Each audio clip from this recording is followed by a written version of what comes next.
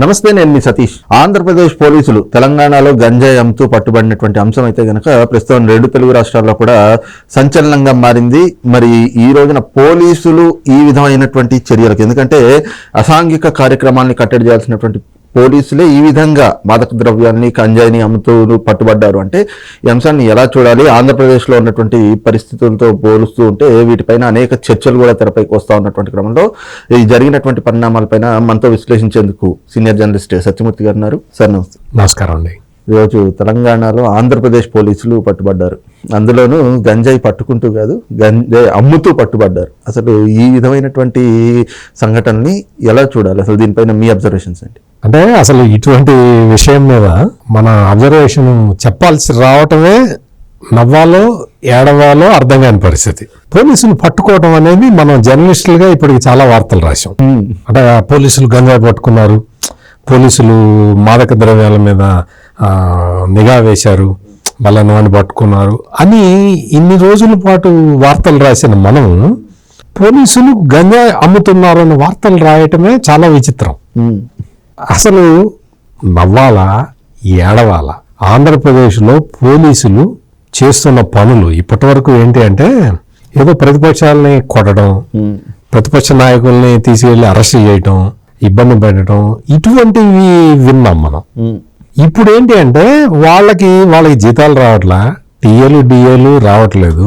అక్కడ అసలు అటువంటి వాళ్ళకి ఎలవెన్స్లు అన్నీ రావట్లేదు. అక్కడ రెగ్యులర్ పోలీసులు, లా అండ్ ఆర్డర్ పోలీసులకి రాకపోతే స్పెషల్ పోలీసులకి, బెటాలియన్లో ఉండే వాళ్ళకి ఇంకేం వస్తాయి? రావు కదా.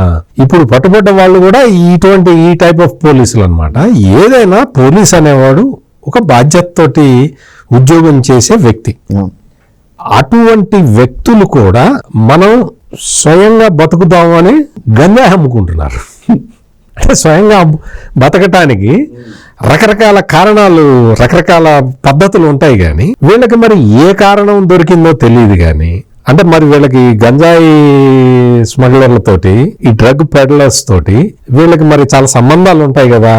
ఆ సంబంధాలను ఉపయోగించుకొని ఈ గంజాయి అమ్ముకుందాం అన్న మరి యాంగిల్లోకి వచ్చారేమో తెలీదు. ఇది అంటే ఎంతో బాధతో మనం నవ్వుకుంటూ మాట్లాడుతున్నాం, కానీ చాలా నీచమైన పని ఇది.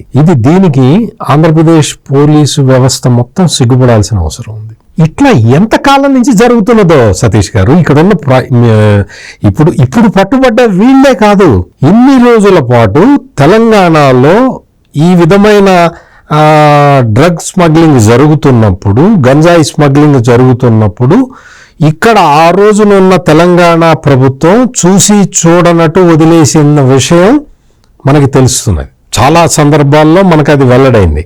ఈ రోజున ఎప్పుడైతే తెలంగాణ ముఖ్యమంత్రిగా రేవంత్ రెడ్డి బాధ్యతలు తీసుకున్నాడో ఆ రోజు నుంచి ప్రత్యేకంగా పోలీసులకి ముందరే చెప్పేశాడు, డ్రగ్స్ సప్లయర్ ఎవడున్నా సరే, వాడు ఎంత పెద్దవాడైనా సరే, డ్రగ్ పెడ్లర్ ఎవడైనా సరే, వాడు ఎక్కడ వాడైనా సరే, ఫస్ట్ అరెస్ట్ చేసేసేయండి వాడిని, వాడికి బెయిల్ కూడా రాకుండా చేయండి అని చెప్పి క్లియర్ కట్ ఇన్స్ట్రక్షన్స్ ఇచ్చాడు. దాంతో ఏమైందంటే అసలు మొత్తం తెలంగాణ పోలీసులు అందరూ చాలా విజిలెంట్ గా అయిపోయారు. ఎంత విజిలెంట్ గా అయిపోయారు అంటే వాళ్ళు ఎక్కడ దాడి చేసినా, ఎవరిని పట్టుకున్నా అందులో ఒక వైసీపీ నాయకుడు ఉంటాడు.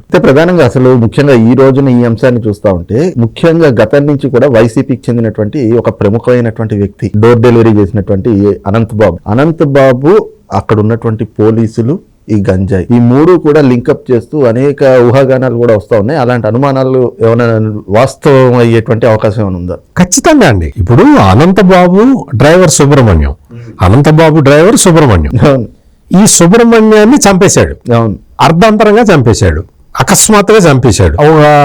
అంటే ఎంత దారుణమైన మర్డర్ అంటే అంత దారుణమైన మర్డర్ అది. ఆ మర్డర్ ని చేసి ఆ సుబ్రహ్మణ్యం శవాన్ని తీసుకొని వెళ్ళి వాళ్ళ ఇంట్లో వాళ్ళ ఆవిడకి ఇచ్చేశాడు. ఇదిగో మీ ఆయన డెడ్ బాడీ తీసుకొని నేనే చంపానని చెప్పాడు. ఇదంతా ఎందుకు చేశాడు అని చెప్పి అప్పటికి చాలా మంది ఈ ప్రశ్న మనసులో ఉద్భవించింది. అసలు ఎందుకు చంపాడు అంటే రకరకాల కారణాలు చెప్పారు. కానీ అందులో మనకి విశ్వసనీయ వర్గాల నుంచి వచ్చిన సమాచారం ఏంటంటే ఈ అనంతబాబు వీళ్ళందరూ, ఇటువంటి వాళ్ళు ఒక అనంతబాబే కాదు, చాలా మంది ఉన్నారు అక్కడ. వీళ్ళందరూ కూడా ఈ గంజాయి స్మగ్లింగ్, వీటికి సంబంధించిన నార్కటిక్స్ సంబంధించిన కేసుల్లో వీళ్ళు చాలా చురుకైన పాత్ర పోషిస్తున్నారు. ఏజెంట్లను పెట్టి తెప్పిస్తారు. అంటే వాళ్ళ దగ్గర చాలా గ్యాంగులు మెయింటైన్ చేస్తారు. మొత్తం భారీ ఎత్తున మీకు ఎక్కడైనా చూడండి, ఎక్కడో బాంద్రా పోర్టులో డ్రగ్స్ పడితే దానికి విజయవాడ లింక్ ఉంటుంది. ఎక్కడో అక్కడెక్కడో డ్రగ్స్ పట్టుబడితే ఎక్కడి నుంచి వచ్చారు అంటే ఆంధ్ర నుంచి వచ్చానంటాడు. ఇప్పుడు మనం తెలంగాణలోనే చూసాం కదా, మనం అసలు ఎన్ని కేసులు పట్టుకుంటున్నారు. వైసీపీ నాయకులు, వాళ్ళ కొడుకులు, వాళ్ళ బంధువులు ఎంతమంది పట్టుబడ్డారో ఇప్పుడు డ్రగ్స్ స్మగ్లింగ్ చేస్తూ. గడిచిన 1-2 నెలల్లోనే రేవంత్ రెడ్డి అధికారంలోకి వచ్చిన తర్వాత అయితే మొత్తం జల్లెడ పట్టేస్తున్నాడు. దొరుకుతున్న వాళ్ళందరూ వైసీపీ నాయకులే. అంటే ఎంత గ్యాంగులు విచ్చలవిడిగా డ్రగ్స్ ని స్మగ్లింగ్ చేస్తున్నా చూడు. మీకు నిజంగా మామూలుగా చెప్పాలి అంటే ఆంధ్రప్రదేశ్ లో డ్రగ్స్ కి మార్కెటింగ్ కి ఇంత పెరగల. వీళ్ళు చాలా ప్రయత్నం చేస్తున్నారు. ఈ చైన్ అంతా కూడా చాలా ప్రయత్నాలు చేస్తున్నారు అక్కడ డ్రగ్స్ వినియోగాన్ని పెంచడానికి. ఏ ప్రభుత్వం అయినా, ఏ ప్రభుత్వంలో అధికారంలో ఉన్న పార్టీ అయినా చాలా బాధ్యతగా ప్రవర్తించి డ్రగ్స్ ఎవడన్నా అమ్ముతుంటే వాళ్ళని పోలీసులకు పట్టిస్తారు. విచిత్రం ఏంటి అంటే వాళ్ళే అమ్ముతున్నారు. ఇటువంటి దారుణమైన పరిస్థితులు అక్కడ ఉన్నాయి. కాకపోతే వాళ్ళు ఇంకా మార్కెట్ని పెంచుకోలేకపోతున్నారు. అందుకని వాళ్ళ కాన్సన్ట్రేషన్ మొత్తం హైదరాబాద్ లో ఉంటుంది. హైదరాబాద్ మార్కెట్ మీద కాన్సన్ట్రేట్ చేశారు. జనరల్ గా హైదరాబాద్ కి మనం చూస్తుంటాం కదా, అమలాపురం నుంచి అరిటాకులు, అరటికాయలు ఇటువంటివన్నీ వస్తాయి.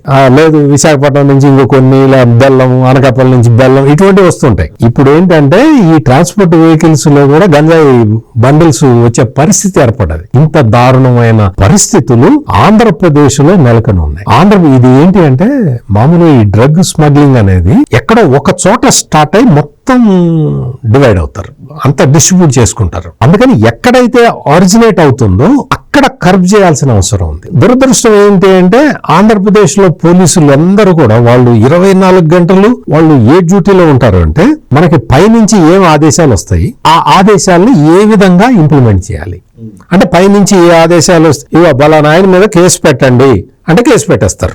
సార్ ఏం కేసు పెట్టాలి సార్ అంటే ఏదో పెట్టవా, గంజాయి కేసు పెట్టు అంటే గంజాయి వీళ్ళ దగ్గరే ఉంటుంది కదా, ఒక ప్యాకెట్ అక్కడ పెట్టి గంజాయి దొరికిందని చెప్పి వాళ్ళ మీద కేసు పెడతారు. తెలుగుదేశం నాయకులు ఎవరన్నా దొరికారు అనుకో, వాళ్ళు దొరికితే కేసు పెట్టవా వాళ్ళ మీద అంటే ఏం కేసు పెట్టాలి సార్ అంటే ఎస్సీ ఎస్టీ కేసు పెట్టేస్తారు. ఆంధ్రప్రదేశ్ లో ఉన్న పోలీసులు అందరూ కూడా బ్రెయిన్ అట్లా ట్యూన్ అయిపోయి ఉన్నది. అంటే అక్కడి నుంచి ఏం ఇన్స్ట్రక్షన్స్ వస్తాయో ఆ ఇన్స్ట్రక్షన్ ఫాలో అవుదాం అని తప్ప మనం ప్రజల దగ్గర నుంచి జీతం తీసుకుంటున్నాం, ప్రజలు కట్టే పన్నుల నుంచి మనకి జీతాలు వస్తున్నాయి.